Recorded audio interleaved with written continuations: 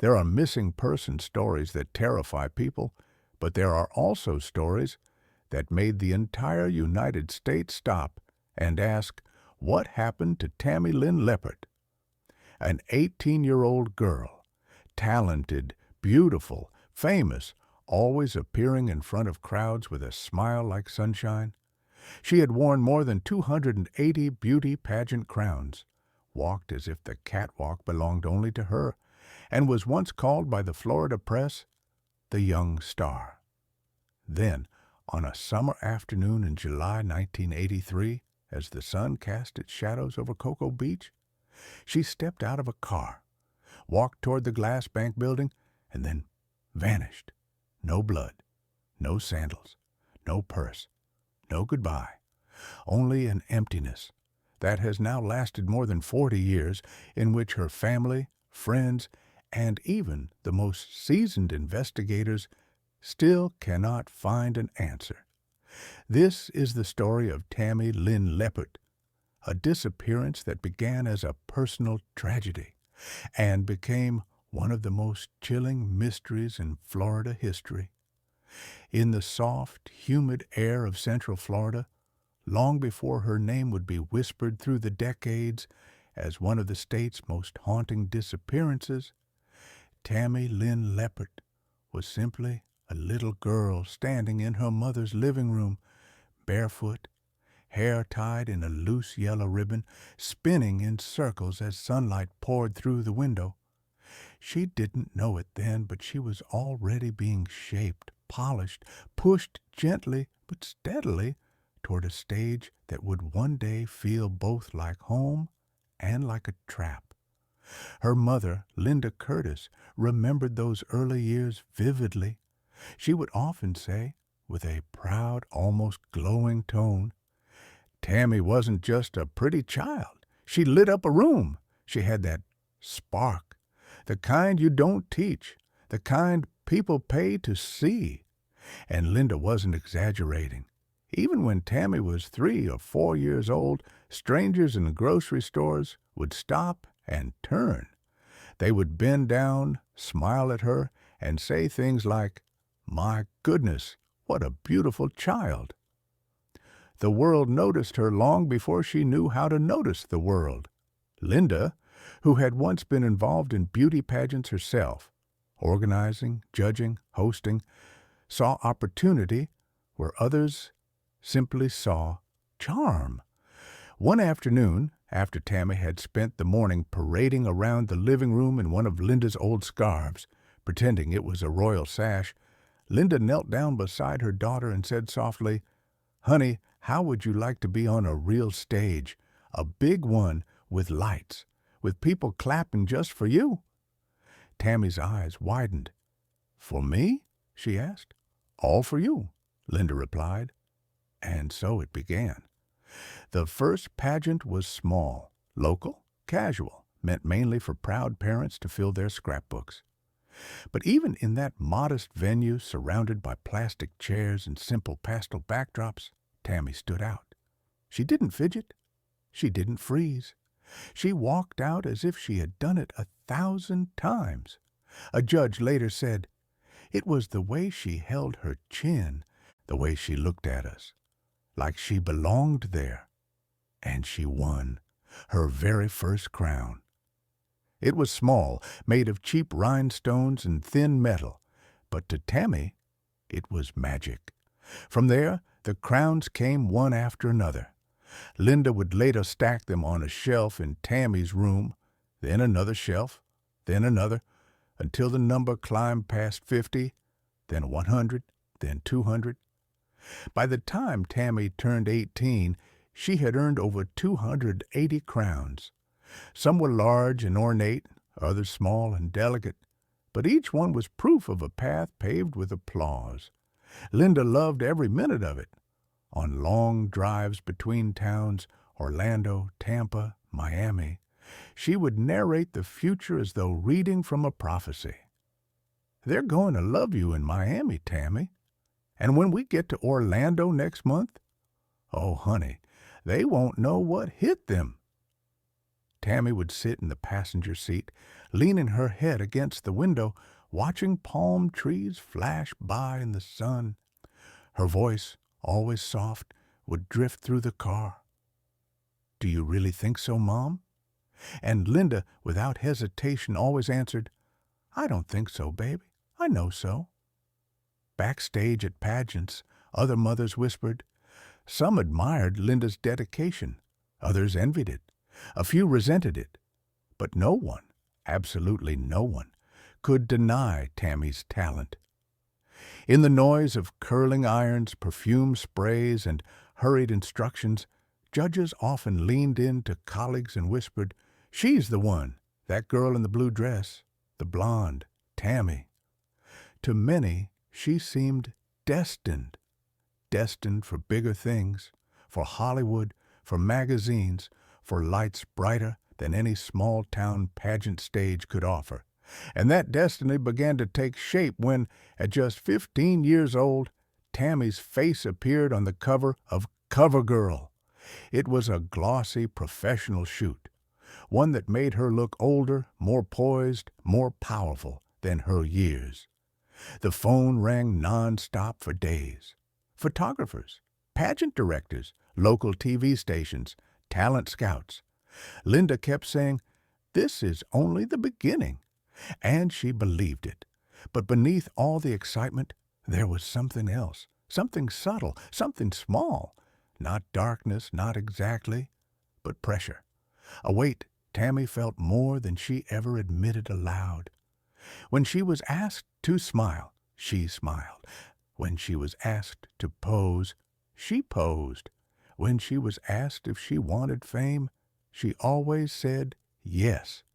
But deep down, in quiet moments, she sometimes stared at herself in the mirror a bit too long, not out of vanity, but as if trying to understand the version of herself the world demanded she be. Still, no one around her saw hesitation. They only saw brilliance. Hollywood noticed, too. Film auditions came, small roles, bit parts. But even the smallest camera had a way of loving Tammy. On one set, a cinematographer reportedly said, "She has that soft glow you can't fake. Put her in any frame, and she gives you magic." Linda held on to that quote for years. For a while, everything seemed effortless. The path was straight, shining, open. Tammy was moving forward with momentum, with confidence, with the kind of future young women dream of. And then, without warning, without logic, without any clear event visible to the outside world, everything began to shift. Not all at once. Slowly, like the temperature dropping before a storm, a subtle change in her smile, a tightness in her shoulders. Nights when Tammy stayed awake longer, staring through her bedroom blinds as if waiting for something, or someone. No one knew why. Not yet. But soon, the cracks in her bright, promising world would widen, leading her toward the place where her story would stop suddenly, violently, and forever. But before the darkness came, the turning point, the moment when Tammy, the rising star, the girl with 280 crowns and a future unfolding like a golden ribbon, stepped onto a film set, feeling excited, hopeful, nervous, and walked into a chapter of her life that no one, not even Linda, could have prepared her for. In the years when most girls her age were studying for exams or whispering secrets in school hallways, Tammy found herself stepping into rooms lit by hot studio lamps and smoky spotlights. Hollywood hadn't fully claimed her yet, but its shadow already stretched long across her life. Her first real film set felt like stepping behind a curtain she wasn't supposed to pull back. At 15, she moved through crowded sound stages with a kind of innocent grace. Yet her innocence was the brightest thing in the room, the thing everyone noticed. Too much. There was a moment early on that Linda never forgot. Tammy was sitting in a chair getting her makeup touched up. A man, not a crew member Linda recognized, walked by slowly. He didn't say a word, didn't smile, just looked at Tammy, a long, deliberate look, the kind that lingers a beat too long. Tammy didn't notice. Linda did. Later that day, as they walked to the parking lot, Linda glanced over her shoulder and saw the same man standing near the studio fence, hands in pockets, watching them leave. She told herself, studios are full of people. Extras, staff, security, it's nothing. But she placed herself a little closer to Tammy that night, just in case. Hollywood's parties came next, not by choice, but by momentum. Invitations slipped into Linda's hands like secrets. Come by. People want to meet the girl with the cover-girl face. The first party was where the glamour cracked. Music throbbed against the walls. Laughter spilled like warm liquor. Everywhere she turned, Tammy felt eyes on her, curious, assessing, hungry. Not the kind of attention she got on stage. Different, older, sharper. A casting agent holding a glass of whiskey leaned close enough that she smelled the alcohol on his breath. He murmured, "You're going to be big, Tammy, but big things come with expectations." Linda stepped between them so fast the man actually flinched. "We're leaving," she said. But before they got to the door, Tammy's gaze snagged on something through the hallway. Two men, backs turned, speaking in hushed, tight tones. One of them held a small metal case. When he glanced over his shoulder and met Tammy's eyes, she froze. It wasn't the look of someone annoyed at being interrupted. It was the look of someone who didn't expect to be seen. He lifted a finger to his lips, slowly, silently. Tammy's breath hitched. A second later, the hallway lights flickered, just once, just enough to break the moment. Linda didn't see it. She only saw her daughter pale and shaking. "Tammy? Honey, what happened?" Tammy swallowed hard. "Nothing. Mom, can we go? Please." They left. But Tammy glanced through the back window of the car the entire ride home as if expecting someone to follow. Over the next months, Tammy worked more. Sets became familiar, lines came easily. She smiled, posed, obeyed. But in the spaces between, the silent corners of dressing rooms, the dark edges of studio lots, she began to sense something she couldn't name, something watching. One evening, after filming, she stayed behind to rehearse lines. The building was quiet, emptied out. Too quiet. Her voice echoed softly against the walls, and then, from behind the prop shelves, she heard it. A whisper, a man's voice, low, urgent, not meant for her ears. She saw something she shouldn't have. Tammy froze. Another voice answered, sharper. Then make sure she didn't.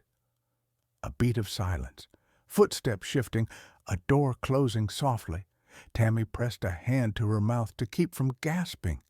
She ran home that night. She didn't tell Linda, not yet, not until the fear spilled over. As her reputation grew, little things began happening. Incidents too small to investigate, too strange to ignore. A black car parked across the street 3 nights in a row. Phone calls where no one spoke, only breathed. A feeling, constant now, that someone's eyes were following her even in crowded rooms.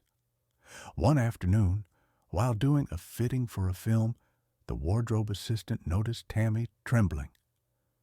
"You look like you just saw a ghost," she said. Tammy forced a smile. "I'm fine, really." But she wasn't. Her crown collection grew, her fame grew, her audiences grew, and so did her fear. Something was wrong, something was coming. And Tammy wasn't sure if she was being prepared for Hollywood or being hunted by it.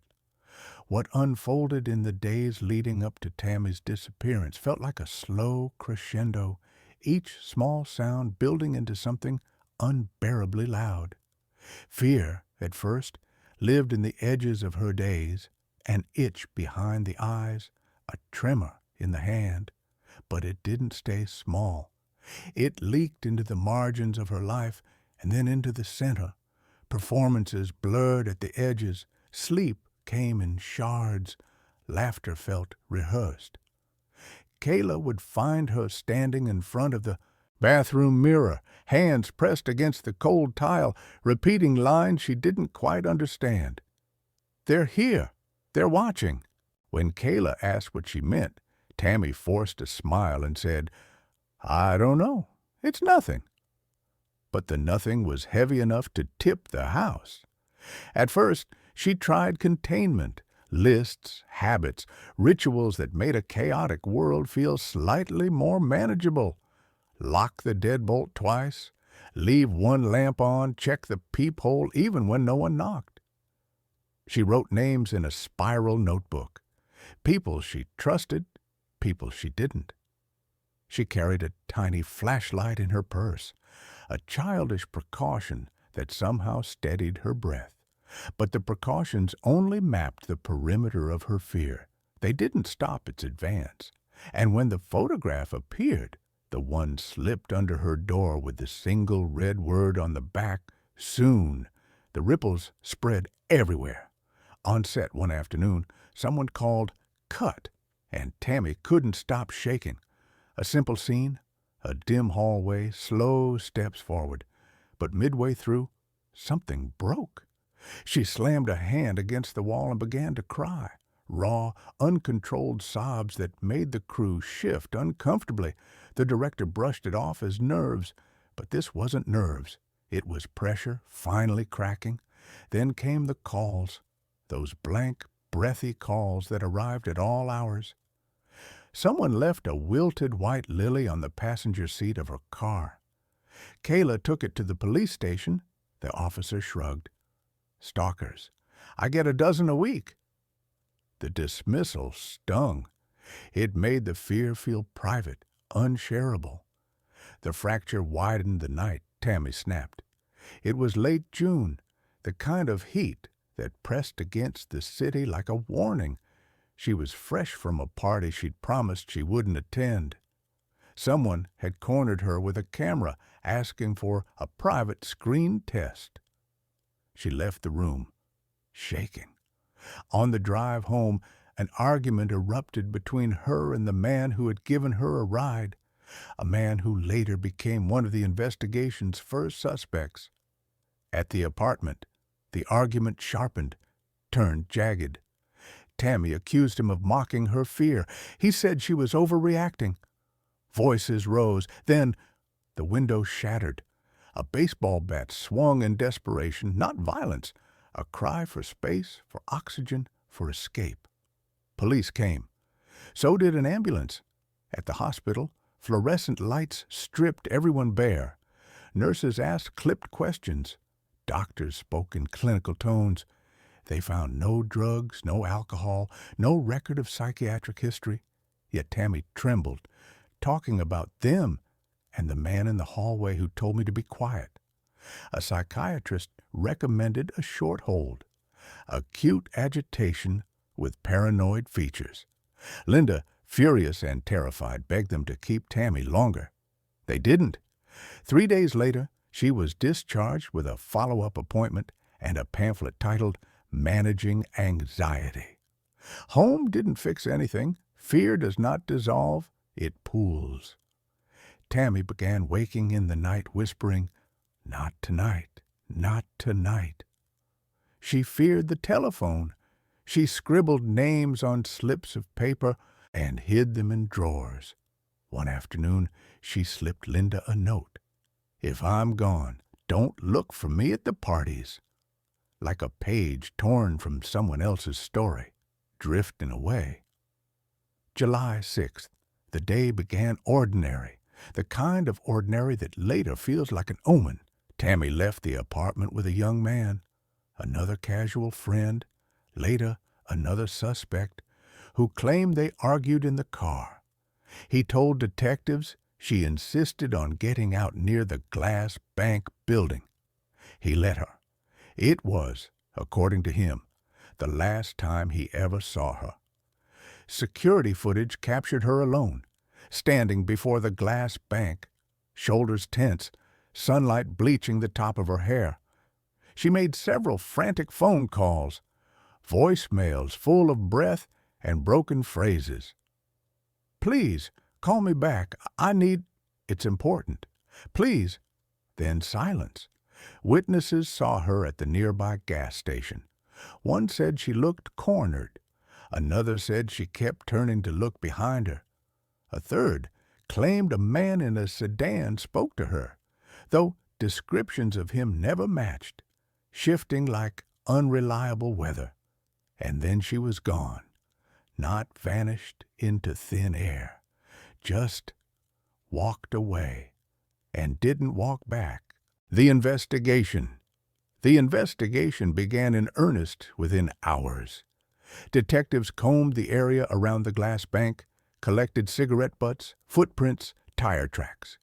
Every inch of ground felt like it might hold the answer, but each lead dissolved. Suspect 1, the man who drove her, he produced a credible alibi. Neighbors saw him arrive home moments after dropping Tammy off. Phone records matched his story. Cleared. Suspect 2, a film crew member from the party, rumored to have followed Tammy that night. But he'd been photographed at another event across town at the time she disappeared. Cleared. Suspect 3, a drifter seen near the dunes. Police questioned him for hours. He insisted he'd never seen Tammy. A church group confirmed he'd been helping unload food donations during the critical window. Cleared. Suspect 4, a local man with a history of following young actresses. He had motive. He had obsession. He had no car the night Tammy disappeared. Police verified it was in a repair shop the entire weekend. Cleared. Every suspect came with a theory. Every theory collapsed under the weight of evidence. The case began to close in on itself like a tightening fist. Detectives scoured phone records, bank activity, bus stations, airports, hospitals, morgues. They dragged the canals. They knocked on doors for 3 straight days. Nothing. No clothing, no bag, no confirmed sightings. It was as if the city had swallowed her. Flyers went up. Linda aged 10 years in a month. She found herself sinking deeper into a grief she didn't know how to name. At night, she would sit in Tammy's room, fingers trailing over her daughter's pillows as if trying to memorize the shape of her absence. The police had taken Tammy's diary, but they left behind something else. 2 photographs tucked under her mirror. One showed Tammy on her 17th birthday, eyes bright and hopeful. The other she didn't recognize. Tammy was smiling, yes, but subtly, too subtly, as if something inside her was pulling away, dimming the spark she had carried so effortlessly her whole life.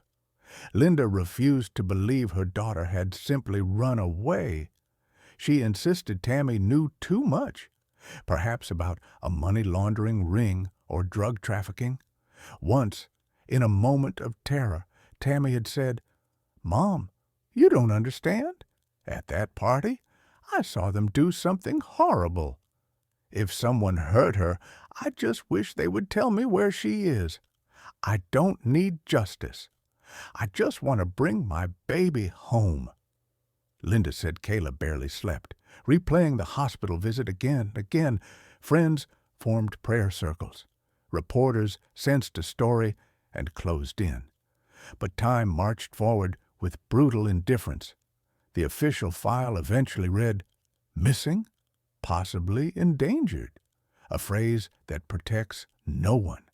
Tammy's case became a wound the town carried, tender to the touch, impossible to close. Her last written note: "If something happens to me, it wasn't an accident," remained a question suspended in air.